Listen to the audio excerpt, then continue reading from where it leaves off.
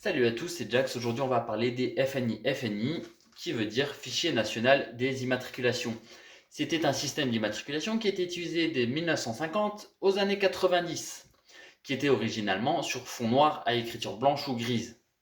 Comment se présentait un FNI? C'était une plaque, à l'origine à fond noir, avec en premier lieu un numéro de série par chiffre, des lettres et le département. Un exemple, 1A75, qui était la première plaque parisienne. Alors oui, je dis plaque parisienne parce que chaque plaque FNI était gérée par la préfecture et non au niveau national. C'est-à-dire qu'on pouvait avoir un 1A75 et un 1A42, qui n'étaient pas les mêmes plaques, bien leur similitude, mais qui changeaient par rapport au département, car 75 c'est la préfecture de Paris et 42 c'est la préfecture de la Loire. Il y avait un problème qui se posait avec ces immatriculations, c'était les changements de carte grise. Évidemment, quand on déménageait dans un autre département ou qu'on changeait de propriétaire de véhicule, la plaque devait être renouvelée, à la différence des SIV. Imaginons un propriétaire qui change de département, qui a la plaque 1A75. Sa voiture, imaginons une Renault Clio, devra plus être A1A75, mais devra être par exemple 1A69, s'il déménageait à Lyon.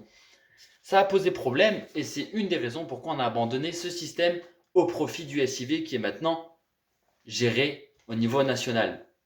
C'est plus pratique parce qu'en cas de changement de département, la plaque ne change pas. En cas de changement de propriétaire, la plaque ne change pas non plus. Les plaques FNI se trouvaient sur des fonds noirs de 1950 aux années 90, ensuite sur fond blanc et jaune, blanc à l'avant et jaune à l'arrière. Avant 2004, donc de 90 à 2004, la plaque n'avait pas de l'eurobande. L'eurobande, c'est quoi? C'est la petite bande qu'on a sur toutes les plaques européennes qui indique avec un petit préfixe le pays d'où vient la plaque. Imaginons Italie, c'est I pour Italia, D, Deutschland, donc Allemagne, et F pour la France. Il y avait toutes sortes de FNI. Il y avait les FNI W, comme on peut retrouver maintenant les plaques W sur les SIV, la plaque W sur le FNI, donc 11W92, était notamment une plaque qui indiquait qu'elle venait d'un garage. Il y avait aussi les plaques WW sur les FNI qui étaient, comme sur les SIV, des plaques en attente de carte grise. Et les FNI ne sont pas à confondre avec les plaques diplomatiques qui reprennent à peu près le même code.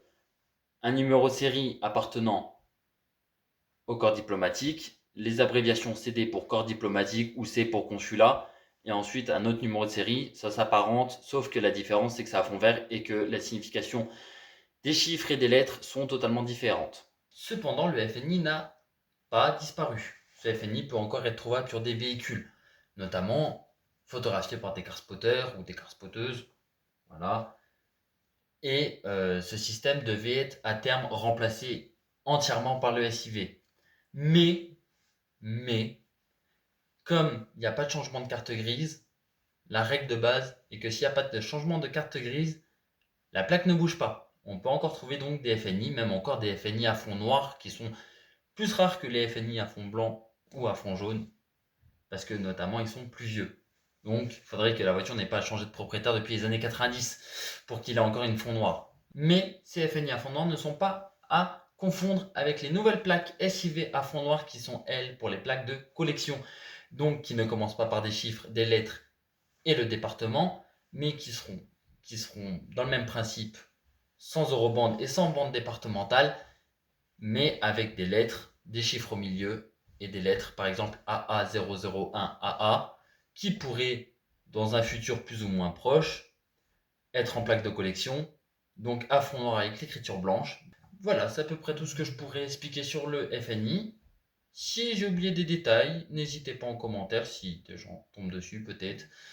Je sais pas. Merci à tous d'avoir regardé cette vidéo et j'espère qu'on se retrouvera pour une prochaine si j'ai pas la flemme immense d'en faire une.